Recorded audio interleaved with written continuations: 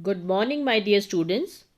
Today, in economics, we are going to study about globalization in the Indian economy. Children, in our previous class, we have studied about how the early phase of globalization involved export of raw material from colonial countries such as India and import of finished product from industrially developed European countries and the USA. Then we studied how MNCs sell their finished product globally and also produce the goods and services globally. The production process is divided into small parts and spread across the globe. And today we are going to study about the globalization, the factors which are involved in the process of globalization, then World Trade Organization. Now let's start with what is globalization. Children, in the past 2 or 3 decades, more and more MNCs have been looking for locations around the world which would be cheap for their production. Foreign investment by MNCs in these countries has been rising. At the same time, foreign trade between countries has been rising rapidly. A large part of the foreign trade is also controlled by MNCs. For instance, the car manufacturing plant of Ford Motors in India not only produces car for the Indian markets, it also exports car to other developing countries and export car components for its many factories around the world. Likewise, activities of most MNCs involve substantial trade in goods and also in services. The result of the greater foreign investment and greater foreign trade has been greater integration of production and the market across the countries. Children, globalization is the process of rapid integration or interconnection between the countries. MNCs are playing a major role in the globalization process. More and more goods and services, investment in technology are moving between countries. Most regions of the world are in closer contact with each other than a few decades back. Besides the movement of goods and services, investment in technology, there is one way in which the country can be connected, and this is through the movement of people between countries. Children, people usually move from one country to another in search of better income, better job, or better education. In the past few decades, however, there has not been much increase in the movement of people between countries due to various restrictions. Now, the factors responsible for globalization.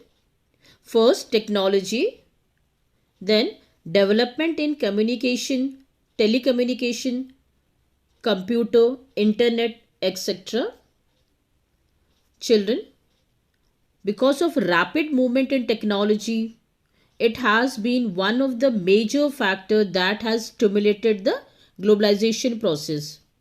For example, the past 50 years have seen several improvement in transportation technology.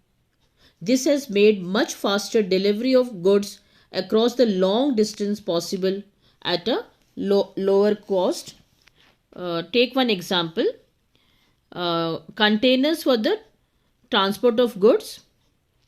Now, goods are placed in containers that can be loaded intact onto ship, railways, plane, and trucks. Containers have led to a huge reduction in the port handling cost and increase the speed with which export can reach markets. Similarly, the cost of air transport has fallen. This has enabled much greater volumes of goods being transported by airlines. Then, even more remarkable have been the development in information and communication technology. In recent times, technology in the area of telecommunication, computers, internet has been changing rapidly. Telecommunication facilities such as telegraph, telephone, including mobile phone, fax, etc., are used to contact one another around the world, to access information instantly, and to communicate from remote areas. This has been facilitated by satellite communication devices. Children, as you would be aware, computers have now entered almost every field of activity. You might have also ventured into the amazing world of internet, where you can obtain and share information on almost anything you want to know. Internet also allow us to send instant electronic mail and talk across the world at a negligible cost. Children, let's see one example using IT in globalization. A news magazine published for London readers is to be designed and printed in Delhi. The text of the magazine is sent through internet to the Delhi office. The designer in the Delhi office get orders on how to design the magazine from the office in London using telecommunication facilities. The designing is done on the computer. After printing, the magazines are sent by air to London. Even the payment of money for designing and printing from a bank in London to a bank in Delhi is done instantly through the internet or e-banking. Now, liberalization and foreign trade and investment. Now, children, let's see what is liberalization. Removing trade barriers or restrictions set earlier by the government is known as liberalization. Or the liberalization of a trade means allowing the foreign companies to start their business as government restrictions are removed. Children, in India, it refers to the economic liberalization undertaken by the Government of India during 1991, resulting in the removal of controls to encourage the economic development. And then what is trade barrier?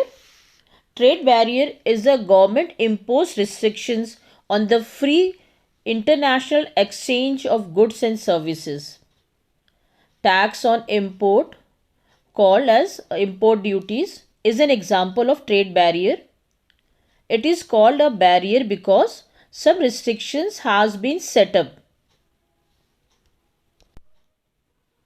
Children, government can use trade barriers to increase or decrease foreign trade and to decide what kinds of goods and how much of each should come into the country. The Indian government after independence had put barriers to the foreign trade and the foreign investment.